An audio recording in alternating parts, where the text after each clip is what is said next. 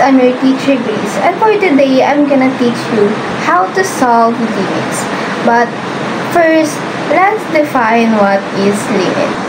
A limit describes the value a function approaches as the input gets closer and closer to a particular point. We care about what happens near that point, not always the function's actual value at that point.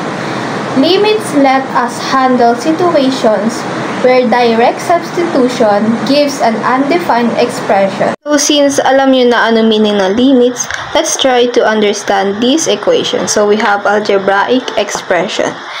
We have limits of 2x plus 1 as x approaches to 1.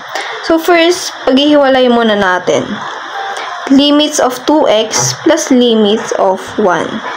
Since x approaches to 1, substitute lang natin lahat ng x. So, itong 1 to, constant na siya, kaya ibababa lang natin siya. So, 2 times 1 is 2. Tapos, baba lang tong 1. And the answer is 3. So, let's have another example. So, we have here radical expression. Limits of square root of x plus 4 as x approaches to 0. So, square root of limit of x plus 4 as x approaches 0. So, pag substitute mo tong x, 0 plus 4 na yan. So, 0 plus 4 is 4. So, square root of 4. Square root ng 4 is 2. So, that's the answer. So, we have here another example. So, let's try rational expression. So, we have limit of x to the 4th power minus 4x squared plus x over x cubed plus x squared plus x as x approaches to 0. So, first, paghiwalay muna natin sila.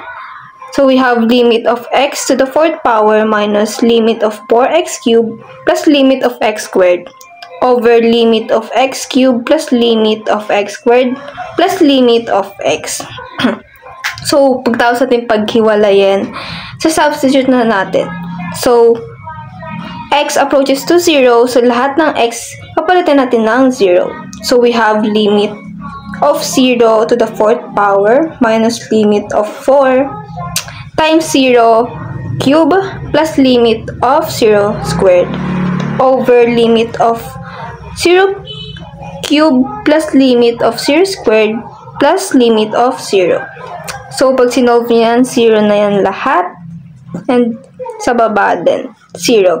So, the answer is 0 over 0.